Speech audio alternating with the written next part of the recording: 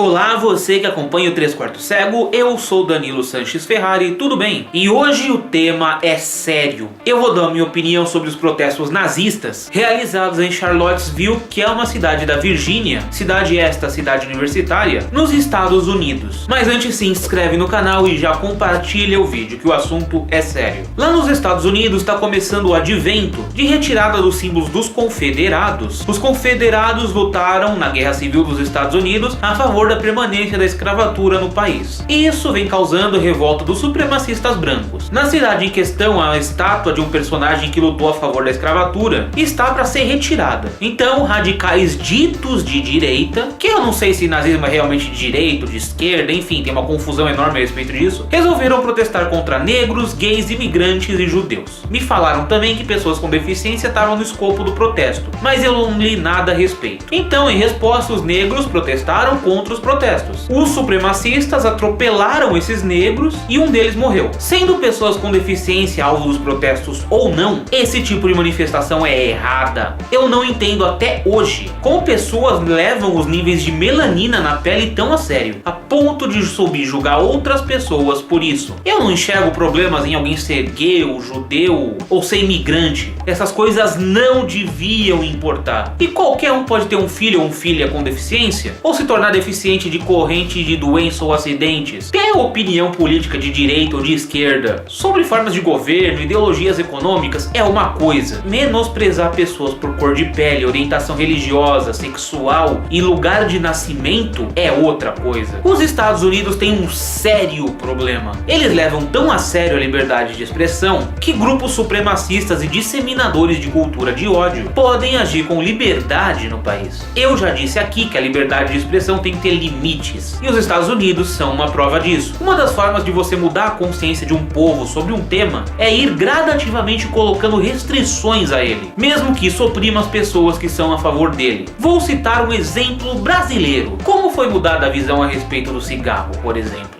Antes, uma coisa que era vista como descolada ou até chique, hoje não é bem vista. Mas como isso foi feito? Propagandas mostrando os danos que o cigarro causa à saúde, matérias jornalísticas reforçando isso, encarecendo o produto, criando um discurso de quem fuma atrapalha, de que quem fuma está prejudicando mais as outras pessoas do que a si mesmo, usando um discurso que transformou legal em errado. Se o cigarro tivesse sofrido as restrições que sofreu de uma vez no passado, a polêmica seria enorme.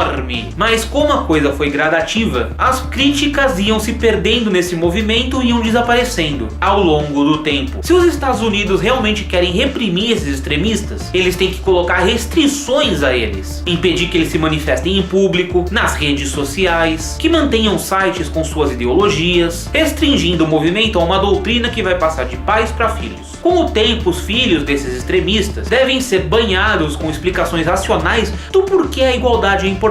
Esses filhos tendem a ser menos extremistas que os pais, porque existe aquele questionamento natural dos filhos para com os pais, que as coisas que os pais pensam são erradas, e isso deve ser aproveitado. Esse trabalho deve ser repetido com os filhos da segunda geração. Programas de TV, jornais, influenciadores digitais devem divulgar a filosofia da igualdade e respeito às diferenças. Influenciados pelo meio, os filhos da terceira geração tendem a ser menos intolerantes. Continua-se o trabalho com os filhos da quarta geração, então se proíbe a existência de grupos extremistas ou que disseminem os ódios e a diferença. Vai causar uma polêmica? Vai, mas cabe aos influenciadores continuarem o trabalho de explanação sobre o respeito das diferenças, por gerações a fim, até que os extremistas, que serão poucos, sejam vistos pela grande maioria da sociedade como os errados da história. Infelizmente, com liberdade total, não se guia para uma direção. O processo é bem mais demorado. Infelizmente, a forma de conter esses opressores é usando técnicas de opressão contra os grupos deles. Com liberdade absoluta, até pode se chegar em algum lugar, mas vai demorar muito. E o processo com técnicas de opressão gradativa já não é rápido. Cabe a cada um de nós se manifestar contra esse tipo de atitude, para que os extremistas se vejam como minoria e os errados da história, e fazer com que o tempo diminua essa minoria cada vez mais. E estejamos preparados que do jeito que o país está polarizado, esse tipo de coisa vai acontecer aqui aqui. Logo, logo, vamos nos preparando. Então eu convido você a se posicionar nas suas redes sociais contra o extremismo, para que o coro do respeito às diferenças seja extremamente grande, envergonhando a minoria extremista, ok? Então é isso. Tem 2 vídeos aparecendo na tela, me segue nas redes sociais, compartilhe esse vídeo. Muito obrigado e falou!